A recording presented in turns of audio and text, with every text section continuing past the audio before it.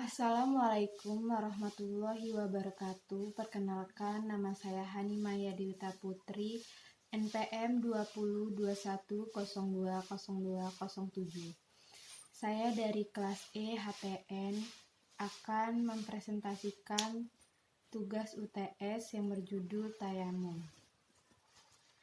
Pengertian tayamum. Tayamum adalah mengusap tanah debu yang suci pada muka dan kedua tangan sampai siku dengan syarat-syarat tertentu yang digunakan sebagai pengganti wudhu atau mandi wajib karena adanya uzhur atau halangan. Orang yang melakukan tayamum lalu sholat apabila air sudah tersedia maka ia tidak wajib mengulang sholatnya. Kemudian sebab-sebab tayamum.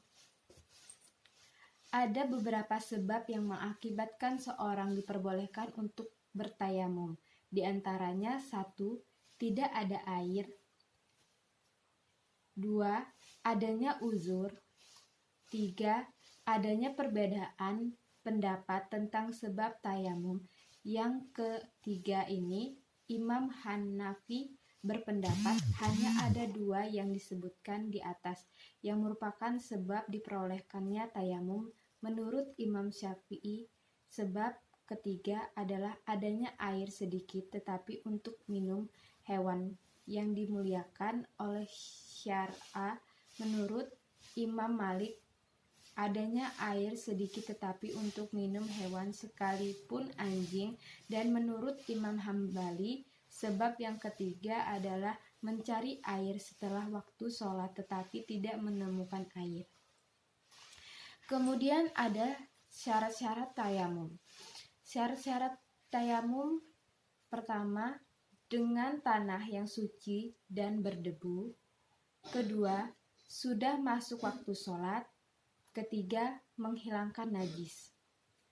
Selanjutnya ada rukun-rukun tayamum. Rukun-rukun tayamum yaitu pertama, niat. Kedua, mengusap wajah dengan debu.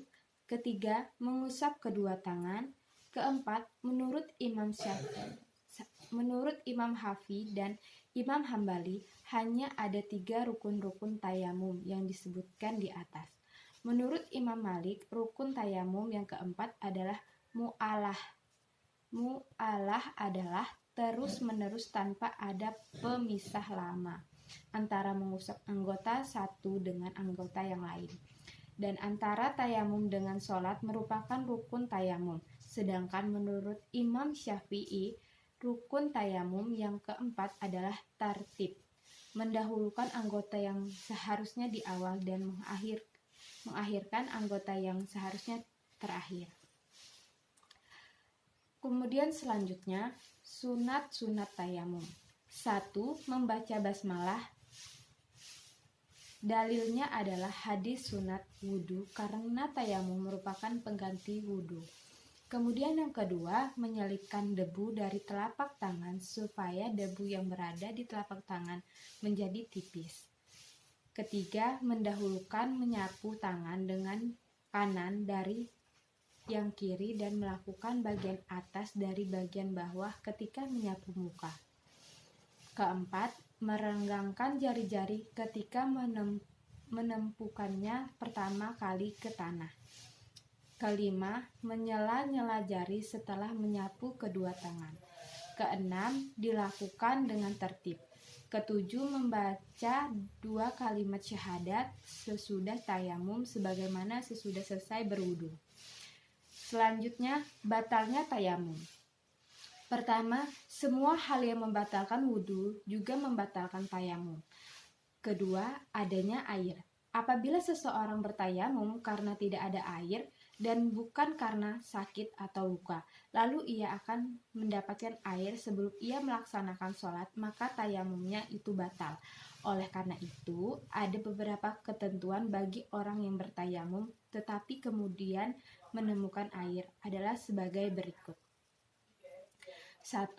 Jika menemukan air setelah sholat selesai, maka tidak wajib baginya untuk mengulang sholatnya meskipun waktu sholat itu masih ada.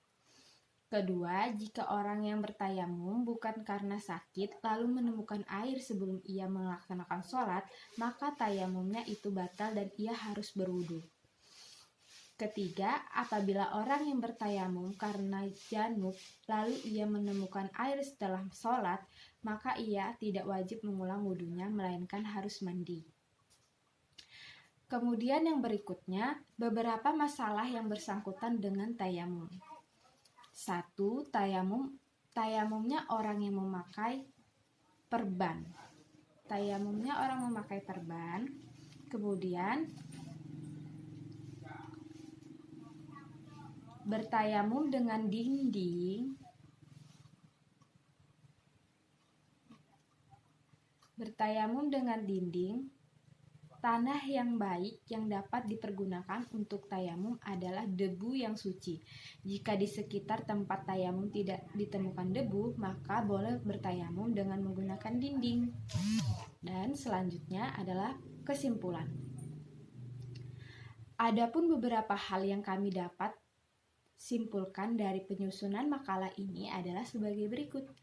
Pertama, tayamum menurut bahasa etimologi yaitu menjaga, sedangkan menurut istilah terminologi yaitu menyampaikan debu yang suci ke wajah dan kedua tangan sampai sikut dengan syarat dan rukun tertentu. Yang kedua, tayamum merupakan pengganti dari taharah. Ketika seorang tidak dapat mandi atau wudu karena sedang dalam keadaan uzur, baik seperti sedang sakit, sedang dalam perjalanan jauh, ataupun tidak ada air ketika hendak berwudu atau mandi, atau adanya air sedikit tetapi air itu dipakai untuk minum hewan sekalipun anjing. Kemudian tayamum diperboleh apabila terpenuhi syarat-syarat seperti harus menggunakan tanah yang suci dan berdebu, sudah masuk waktu sholat, dan menghilangkan najis. Selanjutnya, rukun tayamum adalah niat, mengusap wajah dengan debu, mengusap kedua tangan dan tertib. Dan terakhir, hal yang membatalkan tayamum adalah semua hal yang membatalkan wudu, adanya air bagi orang yang bertayamum karena tidak ada air, dan murtad. Sekian dari presentasi saya, semoga bermanfaat. Saya akhiri, wassalamualaikum warahmatullahi wabarakatuh.